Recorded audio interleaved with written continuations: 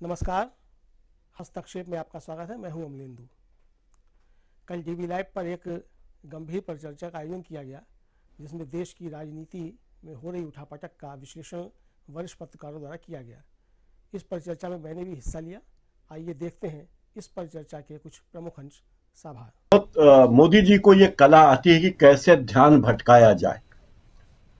अच्छे दिन आने वाले हैं से शुरुआत हुई थी, फिर आया था आएगा तो मोदी ही, या एक बार फिर मोदी सरकार, और अब राम नाम, द्वारका धाम, नाथ द्वारा, वो तमाम मंदिरों में जा रहे हैं, दक्षिण के तमाम मंदिरों में जा रहे हैं और उन्हें यही लगता है।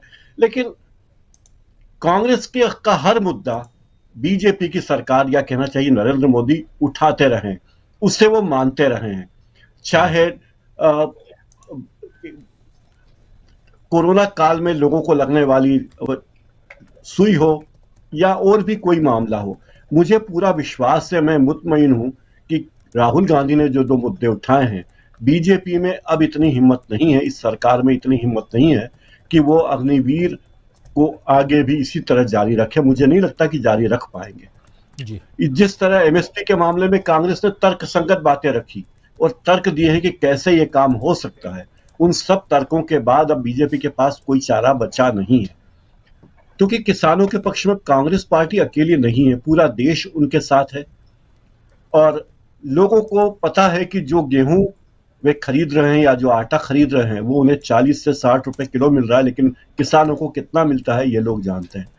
अगर 1.5 गुना अनाज के दाम बढ़ते हैं तो भी किसानों को काफी राहत मिलेगी, लेकिन इस बारे में मोदी जी अभी निर्णय नहीं ले रहे। लेकिन राहुल गांधी के और कांग्रेस के बयानों के बाद, कांग्रेस की पहल के बाद मोदी जी बाध्य हैं ये सब करने के लिए। मोदी जी में कला है कि वो फरमाते बहुत अच्छा से। मोदी जी के अलावा और कोई ये नहीं कहता कि आएंगे तो आएगा तो मोदी ही। न राजनाथ सिंह बोलते हैं, न गडकरी बोलते, कोई भी बीजेपी का नेता भी नहीं बोलता। केवल मोदी जी और उनका मीडिया ही बोलता है कि आएगा तो मोदी ही। और अब जो बार बार कहा जा रहा है कि मोदी सरकार की गारंटी दे रहे हैं, वो गारंटी की गारंटी दे रहे हैं, तो ये सब जुमले अखबारों में महीनों पहले से विज्ञापनों की झड़ी लग गई। हर जगह पोस्टर लगे हैं, होर्डिंग्स लगे हैं, मोदी सरकार की गारंटी। सब सरकारी पैसे से हो रहा है, जिसमें मोदी सरकार बहुत अच्छी तरह जानती है।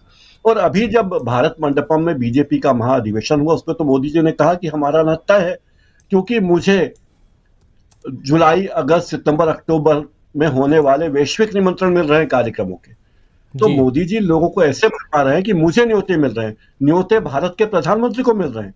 जब भी कोई अंतर्राष्ट्रीय आयोजन होता है, भारत सरकार तय करती है कि गणतंत्र दिवस पर हमारा मुख्य अतिथि कौन होगा, तो महीनों पहले तय होता है और वो न्योता किसी व्यक्ति को नहीं भेजा जाता, राष्ट्र प्रमुख को भेजा जाता। तो नरेंद्र मोदी इस तरह लोगों को भरमा रहे हैं कि देखिए मुझे न्योते मिलने लगे, मतलब मैं तो प्रधानमंत्री बनने वाला हूं ही।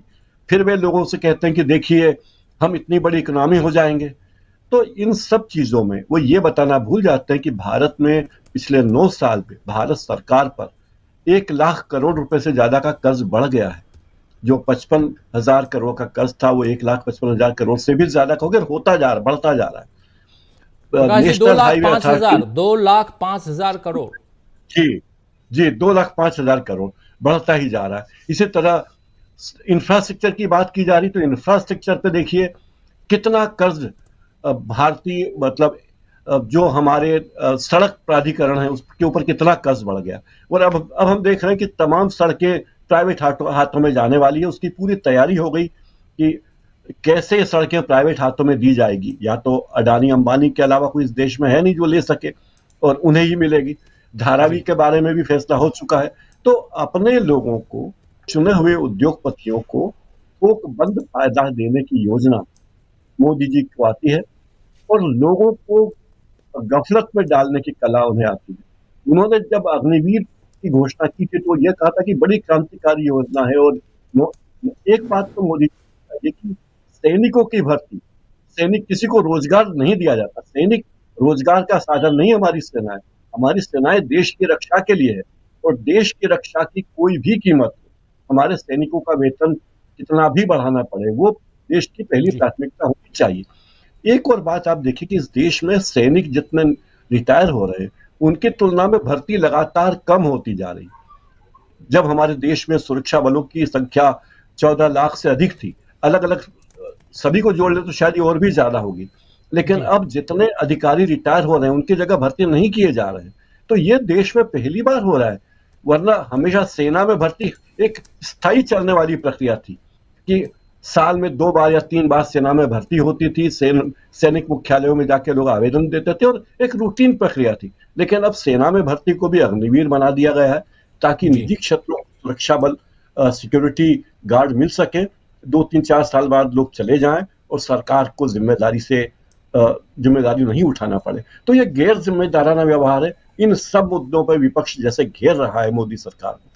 अब मोदी सरकार के पास कोई तरीका बचा नहीं है। आप देखें कि राजीव जी की चुनाव की घोषणा के पहले पहले मोदी जी ये घोषणा कर देंगे कि अग्निवीर योजना में हम ये सुधार कर रहे हैं या उसे बंद कर रहे हैं, और ये भी निश्चित मानिए कि एमएसपी पर भी घोषणा करनी ही पड़ेगी। जैसे राहुल गांधी ने पहले कहा था कि जो किसान विरोधी कानून लाए हैं उन्हें वापस लेना होगा, तो उसी तरह आप देखेंगे कि एमएसपी पर अन्न की खरीद के फैसला सरकार को लेना पड़ेगा। राजीव जी।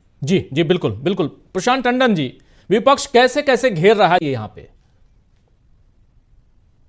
राजीव जी, मैं जहां हूं वो मध्य प्रदेश का बड़ा शहर है, औद्योगिक शहर है, सबसे बड़ा शहर है, और मध्य प्रदेश का राज्य एमपीपीएससी का मुख्यालय भी इंदौर में है।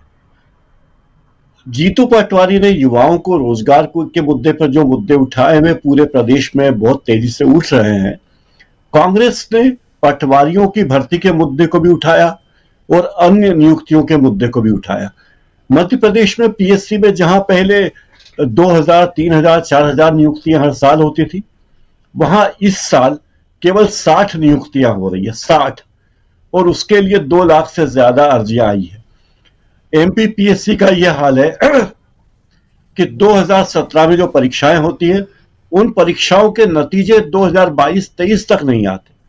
कितने ही लोग, एक ऐसा वर्ग है जिसे नियुक्तियां पत्र देने की घोषणा होती है लेकिन हाथ में नियुक्ति पत्र नहीं आता और नियुक्तियां रद्द हो जाती है। युवाओं ने मध्य प्रदेश में सरकारी नौकरी का सपना देखना तो बंद ही कर दिया होगा। जो थोड़े बहुत लोग हैं, जो कुछ लाख बचे हैं, 8 करोड़ के राज्य में कुछ लाख ही युवा हैं जो सरकारी नौकरी की उम्मीद रखते हैं। उन्हें पता है कि जब तक ये सरकार है कोई सिस्टम यहां बनाना नहीं चाहते। दूसरी बात यह है कि जिस तरीके से पक्षपात हो रहा है शिक्षा में, युवाओं के साथ भेदभाव में, कांग्रेस उसे मुद्दा बना रही है। ग्वालियर हो या उज्जैन हो, वहां के विश्वविद्यालयों को सरकार 100 करोड़ रुपए का अनुदान देती है, लेकिन इंदौर के देवी अहिल्या विश्वविद्यालय को केवल 20 करोड़ अनुदान देती है, और यह कहती है कि इस शहर में तो ये तो अपने आप में आत्मनिर्भर विश्वविद्यालय। जब सरकार मध्य प्रदेश से करोड़ों रुपए, अरबों रुपए एक साल में वसूल करती है लेकिन 5 साल में भी 100 करोड़ नहीं देती, तो इसका मतलब यह कि जो विद्यार्थी पढ़ने के लिए आए हैं उन्हें ज्यादा फीस देनी पड़ेगी, उनसे ज्यादा फीस वसूली जा रही है, और अनेक परिवार ऐसे हैं जिनके पास फीस भरने के पैसे नहीं है। इसमें सबसे ज्यादा मुश्किल शहरी युवाओं की है क्योंकि रोजगार नहीं है और पढ़ाई की लागत लगातार बढ़ती जा रही है। इतनी महंगी फीस हो गई, और दूसरी एक और दिक्कत यह है कि पढ़ाई विश्वविद्यालयों में, कॉलेजों में होती नहीं है, तो अधिकांश विद्यार्थियों को ट्यूशन क्लास जाना होता है, कोचिंग क्लास जाना होता है, जिसकी फीस मनमाने तरीके से बढ़ती जा रही है। तो इंदौर वो शहर है, जिस तरह राजस्थान में कोटा है उसी तरह इंदौर में करीब 4 से 5 लाख विद्यार्थी पूरे देश भर के, बिहार के, यूपी के, छत्तीसगढ़ के, राजस्थान के यहाँ आके रहते हैं, और उनके लिए जीवन दिन ब दिन मुश्किल होता जा रहा है। नौकरियां नहीं है, और विद्यार्थी ये कहते हैं कि हम जब हर महीने अपने घर से आग्रह करते हैं कि हमें पैसे भेजिए क्योंकि हमारे गुजारे के लिए यहाँ पैसे नहीं है, तो जो 4-5 हजार रुपए हमारे घर वाले भेजते हैं उसके लिए हमें ऐसा लगता है कि हम आत्महत्या कर रहे हैं, हम फांसी के फंदे पे लटक रहे हैं, हर महीने हमें पैसे मांगने होते हैं। दूसरी तरफ सरकार कहती है कि देखिए कितने बड़े एक वर्ग है जो भोजन भंडारों में लगा है, रैलियों में लगा है, यात्राओं में लगा है, कहीं महाकाल यात्रा, कहीं ओंकारेश्वर की बमलेश्वर यात्रा, इस तरह की यात्रा में लगा। तो युवाओं को भटकाने की पूरी व्यवस्था है। अब जीतू पटवारी और कांग्रेस के सामने चुनौती यह है कि वो नाराज युवाओं को वोटों में कैसे तब्दील करें, इसके बारे में सोचना उन्हें है, क्योंकि ये अपने आप होने वाली प्रक्रिया नहीं है। एक तरफ पूरी सत्ता है, पूरा सरकारी प्रचार तंत्र है, सरकारी साधन सुविधाएं हैं, दबाव है। एक बात राजू जी, आपको अचरज होगा कि इंदौर में पीएससी लोक सेवा आयोग के सामने, मध्य प्रदेश लोक सेवा आयोग के कार्यालय के सामने 1 महीने तक सैकड़ों विद्यार्थी धरना देते रहे और किसी अखबार में कोई खबर नहीं छपी। जब वहां गड़बड़ियां हुई आंदोलन के दौरान, तब खबर छपी कि अरे तो 1 महीने से आंदोलन कर रहे थे। और आश्चर्य की बात है कि इंदौर के स्थानीय अखबार, स्थानीय मीडिया, किसी ने भी उन आंदोलन करने वाले विद्यार्थियों की, युवाओं की खबरें तक नहीं दिखाई। तो मीडिया का मकड़जाल इसमें है, सरकारी तंत्र इसमें है, और युवाओं को रोना जा रहा है, उनकी भावनाओं के साथ खिलवाड़ किया जा रहा है। राजीव जी जी जी, बिल्कुल बिल्कुल। जरा मध्य प्रदेश का हाल भी आशा है ये वीडियो आपको पसंद आया होगा। इसको ज़्यादा से ज़्यादा शेयर करें, लाइक करें, सब्सक्राइब करें चैनल को, फेसबुक पेज को फॉलो करें और ज़्यादा से ज़्यादा इसको सब्सक्राइब करें।